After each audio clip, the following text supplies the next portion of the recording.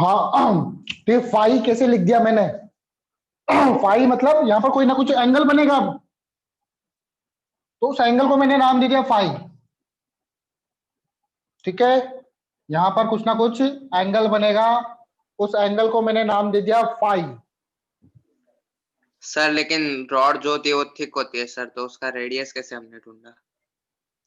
Radius बेटा हम लोग यहां से ले रहे हैं, दोनों के जो मिड पॉइंट है, जहां से दोनों कनेक्ट हो रहे हैं, यहां से कनेक्ट हो रहे हैं ना, हाँ तो ये सर। दोनों का सेंटर यहां पर आएगा, तो सेंटर से डिस्टेंस ये आर लेंगे मैं, इस डिस्टेंस को मैंने क्या ले लिया, आर। ठीक है, ओके सर। चलो अब देखो, अब इस आर की वैल्यू क्या होगी, इस आर की वैल्यू को निकालते हैं हम लोग। तो आर की वैल्यू को कैसे निकालेंगे देखो। अच्छा ये L1 इक्वल टू कितना होगा? L1 इक्वल टू होगा, इनिशियल लेंथ कितनी थी, L ब्रैकेट में 1 प्लस अल्फा 1 डेल्टा थीटा, ये आपका L1 हो जाएगा। L2 कितना हो जाएगा? L2 हो जाएगा L1 plus alpha 2 delta theta.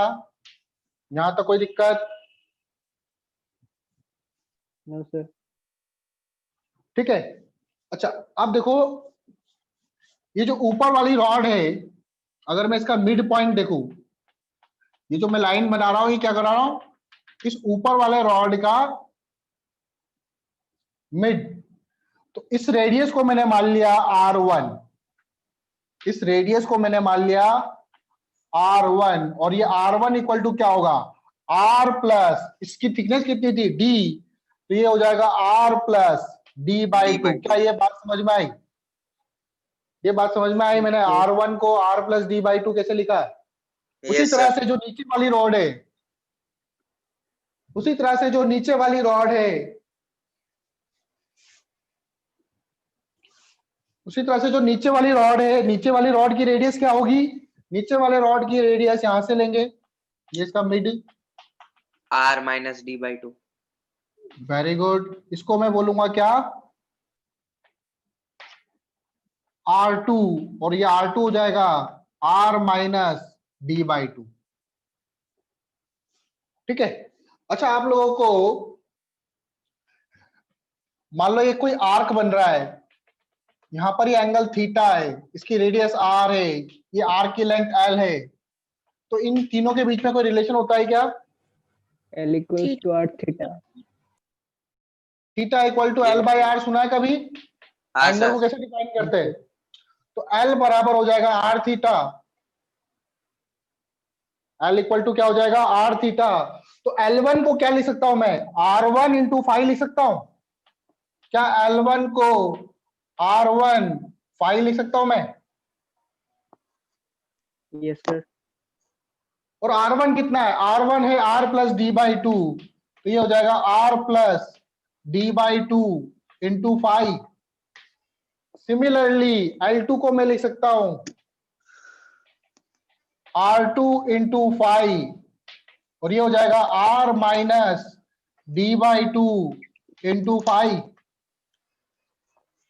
यहां तक बात समझ में आई? Yes sir. अब L1 L2 की वैल्यू रख दो, इसको मैं रब कर रहा हूं, अब डायग्राम को रब कर दूं बेटा? सर एक मिनट। डायग्राम को पहले बना लो आप लोग। देखो, अब देखो क्या करेंगे हम लोग, इस डायग्राम को रब कर रहा हूं, मेरे को ये आर चाहिए, मुझे ये आर चाहिए। ठीक है, ये वाला आर, तो इस आर की वैल्यू कैसे निकालेंगे, इन दोनों को डिवाइड कर दो, इसको इक्वेशन 1 मानो, इसको इक्वेशन 2 मानो, 1 डिवाइडेड बाय 2 कर दो।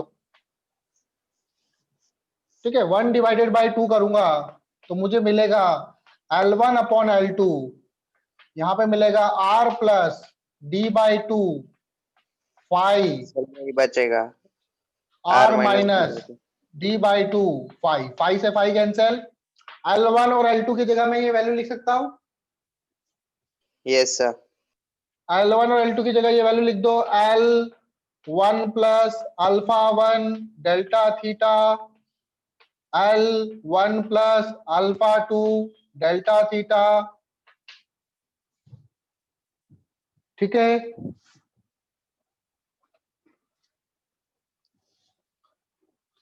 तो ऊपर बचा यहाँ पे R plus D by two, नीचे बचा R minus D by two. L से एल कैंसिल, क्रॉस मल्टीप्लाई कर दो, क्रॉस मल्टीप्लाई करेंगे देखो R into 1 plus alpha 1 delta theta minus D by two 1 plus alpha 1 delta theta R 1 plus alpha 2 delta theta और plus D by two 1 plus alpha 2 delta theta. ये बात समझ में आ रही है आप लोगों को? Yes sir. आर Yes, आर sir. को वाली टर्म्स को एक तरफ रख देते हैं, आर आर वाली टर्म्स एक तरफ रख देते हैं और बाकी टर्म्स को एक तरफ रख देते हैं। ठीक है, आर आर वाली टर्म्स को इधर ले आओ, तो इन दोनों में से आर कॉमन हो जाएगा, अंदर क्या आपको बचेगा 1 प्लस अल्फा 1 डेल्टा थीटा और ये माइनस में आएगा -1 माइनस अल्फा 2 डेल्टा थीटा। और जब ये डी बाई टू को उधर ले जाऊंगा तो डी बाई टू कॉमन ले लेते हैं इन दोनों में से, अंदर बचेगा 1 plus alpha 2 delta theta plus 1 plus alpha 1 delta theta. 1 से 1 कैंसिल हो जाएगा, इधर डेल्टा थीटा कॉमन आ जाएगा। ठीक है, डेल्टा थीटा आपका कॉमन आ जाएगा।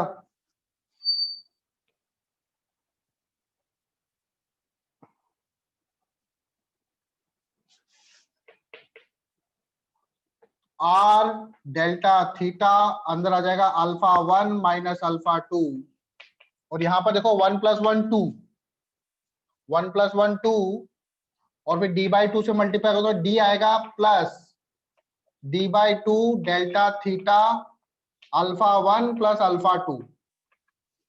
ये चीज समझ में आई क्या?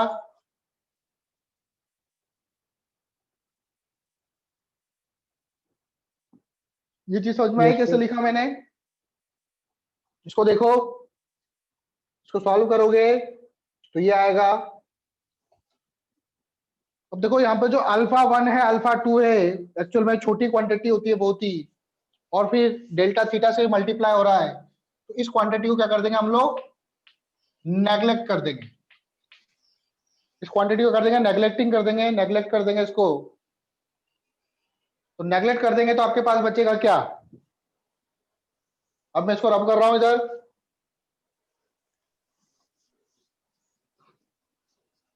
तो आपके पास क्या बचेगा सिर्फ अब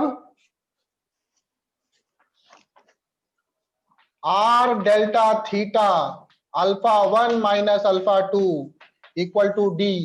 तो जो रेडियस है आर वो अप्रोक्सीमेटली इक्वल आएगा। ठीक है, अप्रोक्सीमेटली बोलेंगे क्योंकि हमने इसको नेग्लेक्ट किया है। ये होगा D divided by alpha 1 minus alpha 2 into delta theta. इस वैल्यू को आप लोग डायरेक्ट भी याद कर लेना। ठीक है, मेंस वगैरह में डायरेक्ट क्वेश्चन पूछ सकते हैं आप लोगों से कि जो बायोमेट्रिक स्ट्रिप्स होती है उसका रेडियस कितना होगा, अगर अल्फा 1 अल्फा 2 ये है तो टेम्परेचर इतने से इंक्रीज हुआ। आई बात समझ में? सर अल्फा 1 अल्फा 2 क्या है सर? ये बेटा कोफिशिएंट ऑफ थर्मल एक्सपेंशन है। जैसे रेजिस्टेंस में तुमने 10th क्लास में पढ़ा होगा, रेजिस्टेंस चेंज होता है ना, R equal to R naught 1 plus alpha delta T, सुना है कभी हाँ रेजिस्टेंस सर। का? तो वहां पे अल्फा को क्या बोलते थे? Coefficient of thermal resistance. उसी तरह से कोई चीज एक्सपेंड हो रही है, जैसे अब आयरन है और कॉपर है, तो दोनों को अगर मैं सेम हीट दूंगा तो कॉपर का एक्सपेंशन ज्यादा होगा। As compare to iron. क्यों? उसकी प्रॉपर्टी अलग है, तो उसका अल्फा अलग होगा। तो प्रॉपर्टी पे डिपेंड करता है, अलग अलग मटेरियल पे डिपेंड करता है। सर आई बात लेकिन समझ हमें में? पता ही नहीं है ना हाँ सर, बेटा। अल्फा 1 ग्रेटर है अल्फा 2 से। सर हमें इधर पता नहीं है ना सर, अल्फा 1 ग्रेटर है अल्फा 2 से, हमने तो गिवन अज्यूम होगा ना किया आपका है। अल्फा। हाँ, दो अगर मेटल लोगे आप, दो अलग अलग मेटल लोगे, तो दोनों का अल्फा तो सेम होगा नहीं, अगर दो अलग अलग मेटल लोगे तो। Yes sir. तो दोनों को टेम्परेचर दोगे तो दोनों को आपने यहाँ पे क्या कर दिया, इस तरह से रिबिट, रिबिट लगाते हैं, जान सुना है? इस तरह से दोनों को छेद करके इसके अंदर कील ठोक दिया आपने, कि दोनों अलग अलग नहीं हो सकते, दोनों को साथ ही बढ़ना पड़ेगा। ठीक है, तो अगर अब मैं दोनों को टेम्परेचर दूंगा तो दोनों का एक्सपेंशन अलग अलग होगा। तो एक बढ़ना चाहता है ज्यादा, एक की लेंथ ज्यादा बढ़ेगी एज कम्पेयर टू दूसरे की लेंथ, तो उसकी शेप ऑटोमेटिकली कर्व हो जाएगी। भाई बात समझ में है? तो अल्फा 2 भी बड़ा हो सकता है, ऐसी बात नहीं है। अल्फा 1 तो हमने यहाँ पे एज्यूम करा, ऐसा नहीं है, आपका कोई सा भी मेटल का बड़ा हो सकता है। तो दोनों में यही फॉर्मूला लगेगा, ठीक है। नीचे जो ओके आएगा सर। अल्फा 1 जो बड़ा वाला होगा, उसमें से छोटे वाले को माइनस करेंगे।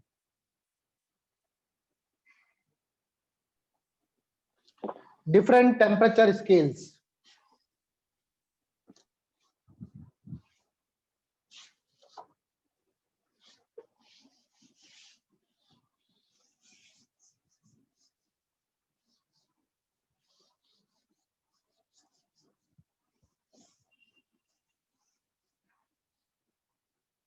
स्केल को कैसे कन्वर्ट करते हैं एक को दूसरे में, उसको देखते हैं हम लोग।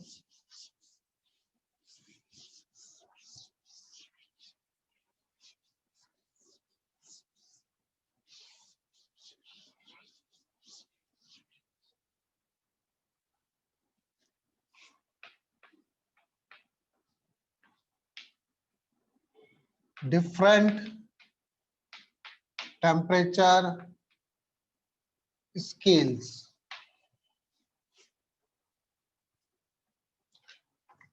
ठीक है, एक तरफ में लूंगा सेल्सियस, फिर लूंगा मैं फ़ारेनहाइट, फ़ारेनहाइट, फिर मैं लूंगा केल्विन, और फिर लूंगा मैं र्यूमर। ठीक है, रैनकाइन भी होता है तो रैनकाइन भी लिखते हैं, रैनकाइन का उसका हमको वो भी निकाल सकते हैं हम लोग। ठीक है, तो हम लोगों को क्या करना है, आप लोगों को बस इतना पता होना चाहिए कि जो वाटर है, वाटर का बॉइलिंग पॉइंट और मेल्टिंग पॉइंट सेल्सियस में कितना होता है। तो कितना होता है वाटर का melting point? 0 degree 0 degree. Celsius. 0 degree Celsius. तो 0 डिग्री यहाँ पर लिख दोगे। और बॉइलिंग पॉइंट कितना होता है? 100 degree 100 Celsius. Degree. 100 degree Celsius. ठीक है, फ़ारेनहाइट में कितना होता है? सर वो नहीं पता सर, वो तो ढूंढना पड़ेगा। तो 32। फ़ारेनहाइट में होता है 32 डिग्री फ़ारेनहाइट। ये आपको याद होना चाहिए, ठीक है। 32 डिग्री फ़ारेनहाइट और बॉइलिंग पॉइंट होता है 212 फ़ारेनहाइट। केल्विन में 273 केल्विन, और इसमें 373। ठीक है, पॉइंट ही ले रहे हैं अभी हम लोग। और र्यूमर में 0 र्यूमर और 80 र्यूमर में वाटर बॉईल होता है। ठीक है, इस तरह से आप अपना खुद का स्केल भी बना सकते हो, जरूरी नहीं है। इन लोगों ने अपने अपने नाम के हिसाब से स्केल बना दिया और कंफ्यूजन क्रिएट कर दिया। ठीक है, आप लोग अगर हो तो अपने हिसाब से भी अपना खुद का स्केल बना सकते हो, जैसे इन लोगों ने बनाया। सर ये र्यूमर क्या होता है सर? ये र्यूमर भी this is also unit of temperature. ये भी टेम्परेचर को मेजर करने की एक यूनिट है। फिर कैसे निकालते हैं ये? सर कैसे अभी निकालता हूँ, बताता हूँ इनके बीच में क्या रिलेशन होता है। ठीक है, तो इनके बीच में क्या रिलेशन होता है? Relation between all scales.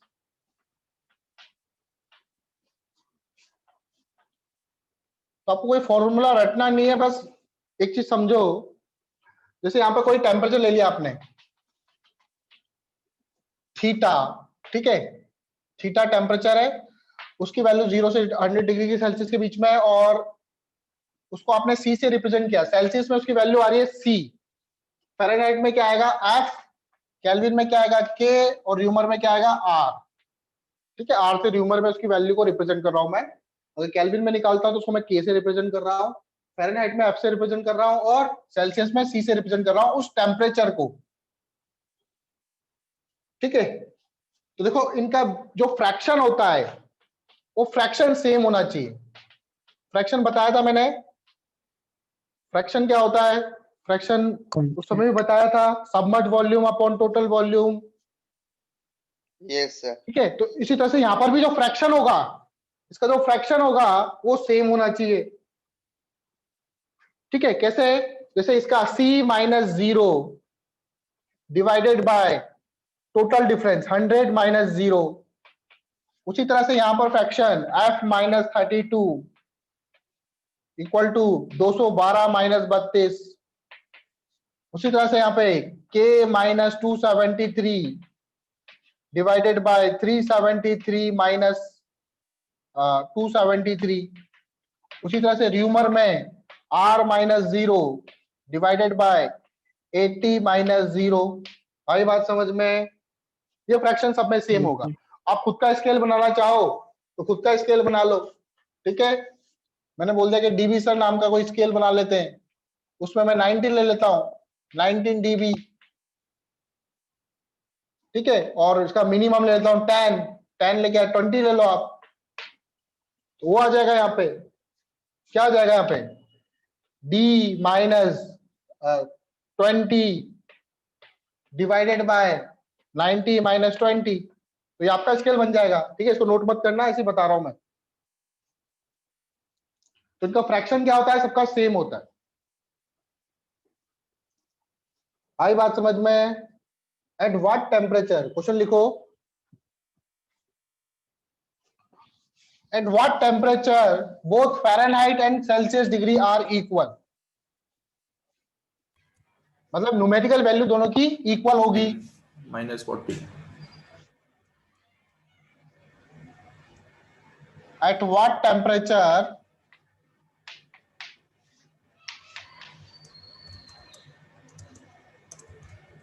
Reading of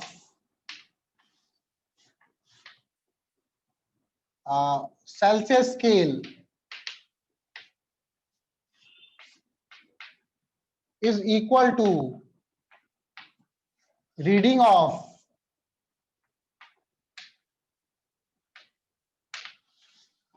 Fahrenheit scale।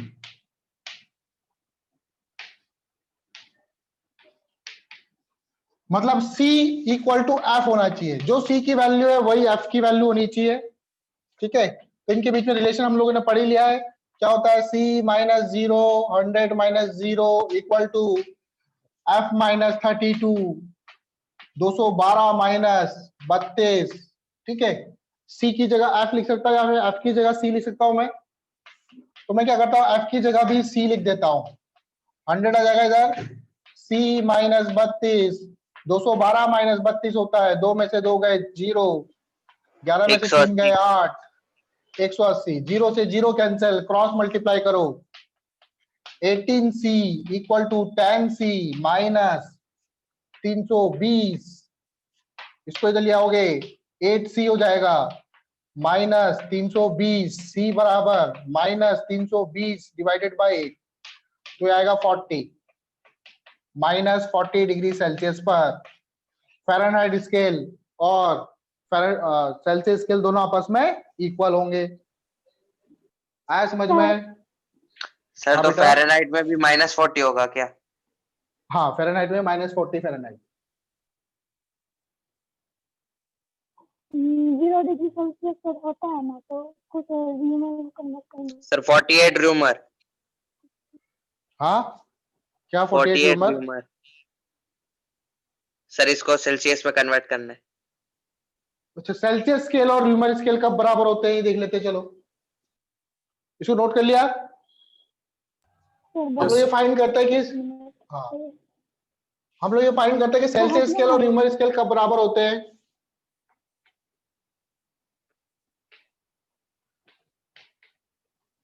at what temperature reading of Celsius scale is equal to reading of Reaumur scale?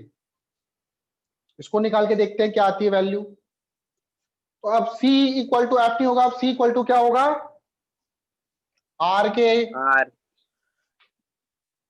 ठीक है, तो यहां पर जो डिफरेंस आएगा वो क्या आता है, R minus 0 divided by 80 minus 0, यही होता है। ठीक है, इसको रब कर रहा हूं मैं अब नीचे वाले को पूरा।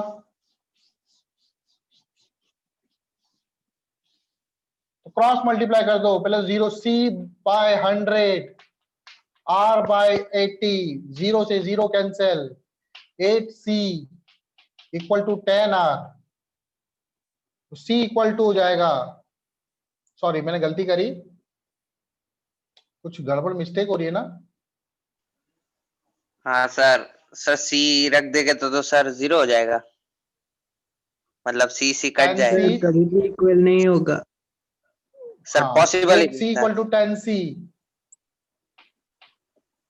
नहीं सर, एक ठीक है। जगह इक्वल होगा सर। सही तो है सर, सर ये सी कैसे सही है सर। सर आर कहाँ गया? सर 0 पे ही सही होगा सर, 0 जीरो पे ही ही होगा आंसर होगा सर। सर, क्योंकि जीरो दोनों होगा यार, 0 degree Celsius equal to 0 degree Reaumur, तो सिंपल सी बात है। सर एक मिनट, सर मैं तो I 48 equal to उम्र की बात कर 10C रहा था। कैसे लिख दिया आप? हाँ बेटा, sir 8C equal to 10C कैसे लिख दिए? एक R होगा ना सर, 10R होगा ना। ये C इक्वल टू R है ना बेटा, अगर दोनों सेल्सियस स्केल और एनकाइन र्यूमर स्केल बराबर होंगे तो C इक्वल टू R होगा। तो R की जगह मैंने C लिख दिया, 8C 10C। सर बराबर कैसे होंगे? सर हम तो बराबर Question दोनों की में रीडिंग given है। बराबर है ना, दोनों की रीडिंग बराबर है ना। अच्छा 0 डिग्री र्यूमर और 0 डिग्री सेल्सियस बराबर नहीं होते? सर 48 रूमर डिग्री सेल्सियस में क्या होगा सर? 48 र्यूमर डिग्री सेल्सियस क्या बोल रहा है तू? सर उसे कन्वर्ट करना है डिग्री सेल्सियस में, कैसे होगा? अच्छा 48 र्यूमर को यस तो यहाँ 48 रख दो, यहाँ 48 रख दो, यहाँ पे 48 रख दो, सॉल्व कर लो। ठीक है, मतलब ये 48 आएगा इधर। ठीक है, रब कर रहा हूं मैं इसको, 8 6 जा 48 होता है, C इक्वल टू होगा 60 डिग्री सेल्सियस आएगा। 60 डिग्री सेल्सियस पर 48 र्यूमर शो करेगा। सर कोई शॉर्ट ट्रिक नहीं है? ये शॉर्ट ट्रिक है तो ऐसे शॉर्ट क्या चाहिए? सर, ये तो हो जाएगा सर। तो ये शॉर्ट ट्रिक नहीं है। चलो आगे देखें।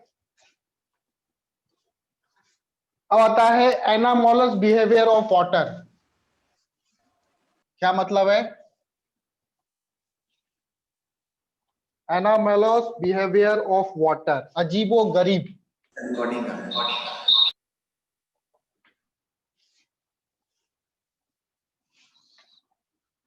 Anomalous behaviour of water,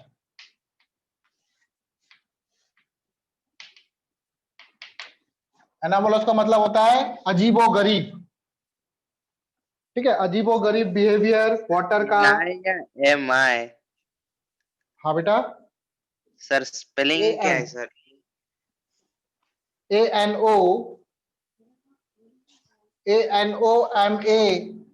ANOMALOUS।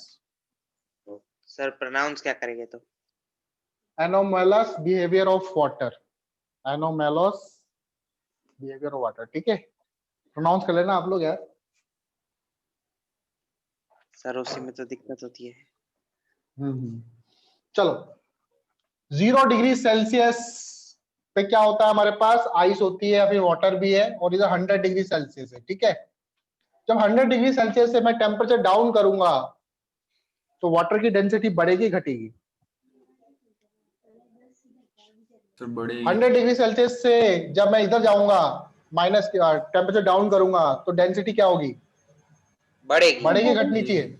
बढ़ेगी बढ़नी चाहिए, बढ़नी चाहिए। ठीक है, और 0 डिग्री सेल्सियस से मैं जब इधर आऊंगा तो क्या होनी चाहिए?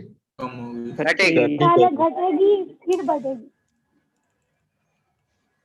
पहले यही तो गलत घटेगी फिर हुआ बढ़ेगी। यार। हाँ सर, घटेगी गलत और हो गया फिर था बढ़ेगी। सर। अच्छा, आइस जो क्वेश्चन होती है था वो सर। पानी के ऊपर, आइस जो होती है वो पानी के ऊपर तैरता है, Yes, sir. ठीक है ना।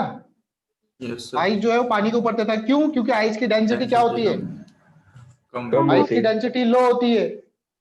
तो टेम्परेचर बढ़ाने पे ये पानी बनेगा, तो टेम्परेचर बढ़ाने पे इसकी डेंसिटी क्या होगी?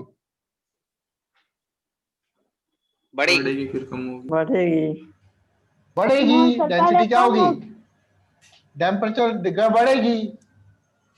तो इधर से इधर जा रहा हूं तो भी बढ़ रही है, इधर से इधर। सर हाँ? पहले घटेगी, सर पहले घटेगी। 0 डिग्री से क्यों सर घटेगी? यहाँ पे पहले घटेगी। बर्फ की डेंसिटी क्या होती है? कम होती है ना। इसको ठंडा करूंगा मैं, इसको जब मेल्ट करूंगा तो इसकी डेंसिटी क्या होगी? बढ़ेगी घटेगी? सर लेकिन वॉल्यूम तो ज्यादा ही होगा ना सर। इसका वॉल्यूम आइस का ज्यादा होता है कि उसका ज्यादा होता सर है पानी वाटर का? का, सर वाटर का वॉल्यूम होता है। ज्यादा होता है। आइस का। सर आइस का। आप लोग फ्रिज में बर्फ जमाते हो कभी? हाँ सर। नहीं। हाँ सर। फ्रिज के अंदर पूरा फुल करके उसको पानी को डालना उसमें ट्रे को, और फिर देखना जो बर्फ है वो थोड़ी सी और एक्सपेंड हो जाएगी, पानी ऊपर आ जाएगा, थोड़ा सा बर्फ थोड़ी सी ऊपर आ जाती है। बिल्कुल फुल करके उसको हाँ करना, सर। ठीक है। जो आपका ट्रे हुआ, ऐसे ट्रे की इतनी सी होगी, इसमें पानी भर देना इतना, जब आप बाहर निकालोगे तो ये थोड़ा सा ऊपर आ जाएगा। ये ऊपर क्यों आ गया? लेवल तो वॉल्यूम यही था इसका, वॉल्यूम बढ़ गया। सर बोतल में पानी डाल के देखो तो बोतल से सब बिगड़ हाँ, जाएगा। बोतल भी फट जाएगी कभी, बोतल को टाइट करके आप डाल देना, बोतल फट जाएगी। हाँ सर। करना मत कभी, इसलिए थोड़ा सा कम पानी भरना उसमें बोतल में, नहीं तो बोतल फट जाएगी आपकी, आपके घर वाले डांटेंगे आप लोगों को। तो क्या होता है? लेकिन स्टील की बोतल थोड़ी फटेगी। हाँ हाँ, वो एक्सपेंड मेल्ट हो जाएगी। तो जो स्टील 4 की डिग्री बोतल में सेल्सियस अगर होता है, पूरा पानी हाँ, भर के फ्रीज कर दे तो सर कुछ 4 नहीं डिग्री होगा। अभी सेल्सियस तक कम एक्सपेंशन तो होगी, होगा ही। उसके बाद फिर कैसे होगा बढ़ेगी। सर? मतलब जगह है ना बचे। हाँ। तो जो 4 डिग्री सेल्सियस पर जो डेंसिटी होती है वो क्या होती है? मैक्सिमम होती है। अगर मैं 4 डिग्री सेल्सियस से आगे जाऊंगा तो भी डेंसिटी घटेगी, और 4 डिग्री सेल्सियस से 0 डिग्री सेल्सियस की तरफ जाऊंगा तो भी डेंसिटी क्या होगी? घटेगी। घटेगी।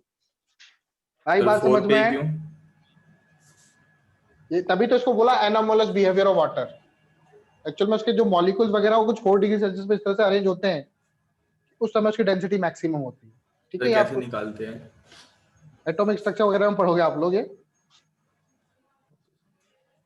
तो यहां पर इसकी डेंसिटी क्या होती है? मैक्सिमम होती है, ठीक है। बस इतना याद रखो कि 4 डिग्री सेल्सियस पे वाटर की डेंसिटी मैक्सिमम होती है।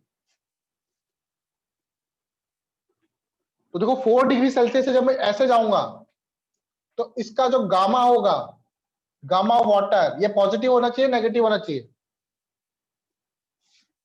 गामा पॉजिटिव होगा तभी तो इसकी डेंसिटी क्या होगी? घटेगी। और 4 डिग्री सेल्सियस से इधर जाऊंगा तो भी गामा की वैल्यू क्या होगी? पॉजिटिव होगी, क्योंकि पॉजिटिव। डेंसिटी बराबर होता है डी बराबर 1 प्लस गामा डेल्टा टी। अगर गामा आपका पॉजिटिव है, गामा पॉजिटिव है तो डेंसिटी क्या होगी? बढ़ेगी। ऐसे जाने पे भी गामा पॉजिटिव आ रहा है, ऐसे जाने पे भी गामा पॉजिटिव आ रहा है। यहाँ पर टेम्परेचर घटाने पे भी गामा पॉजिटिव हो रहा है, और यहाँ पर टेम्परेचर बढ़ाने पर भी गामा पॉजिटिव हो रहा है। आई बात समझ में? सर इसलिए डेंसिटी घटेगी ना सर, बढ़ेगी कैसे? कहां पर बेटा? सर आपने इधर अभी बोला डेंसिटी बढ़ेगी। यहां से यू जाऊंगा तो डेंसिटी घटेगी, और 4 डिग्री सेल्सियस से यू जाऊंगा तो डेंसिटी घटेगी। घटेगी। दोनों तरफ घट रही है, इधर भी घट रही है, इधर भी घट रही है, तो गामा पॉजिटिव हुआ। आई बात समझ में? Yes sir. ठीक है। इसीलिए जो कई बार क्वेश्चन पूछते हैं आपके बोर्ड के एग्जाम में भी, या फिर कोई स्कूल वगैरह में भी, जो लेक वगैरह होती है, लेक में, लेक होती है ना, पानी की लेक, उसमें जो बर्फ होती है वो बर्फ ऊपर जमी होती है, नीचे क्यों नहीं जमी होती? नीचे पानी क्यों होता है उसके? की डेंसिटी क्या होता है जब जैसे जैसे जो वाटर है, क्या है, वाटर है, तो ऊपर से क्या हो रही है, ठंडी हवा चल रही है, ऊपर से ठंडी हवा चल रही है, तो ऊपर का टेम्परेचर क्या करेगा, डाउन करेगा, तो इसकी डेंसिटी क्या हो गई, ऊपर वाले पानी की डेंसिटी, ऐसे ठंडा होने पर पानी की डेंसिटी क्या हो जाती है, बढ़ जाती है। तो पानी कहां जाएगा, नीचे आ जाएगा, क्योंकि डेंस वाटर नीचे रहता है। तो इस तरह से कब तक होता रहेगा, जब तक 4 डिग्री सेल्सियस ना हो जाए। फिर 4 डिग्री सेल्सियस के बाद ये और ठंडा करेगा इसको, तो अब जो पानी ठंडा होगा वो ठंडा पानी ऊपर ही रह जाएगा, नीचे नहीं जाएगा, क्योंकि उसकी डेंसिटी अब क्या हो रही है, घट रही है। आई बात समझ में? यस सर टाइम देखो कितना बचा बाकी इसको हम लोग कल फिर डिस्कस करेंगे और, ठीक है। है।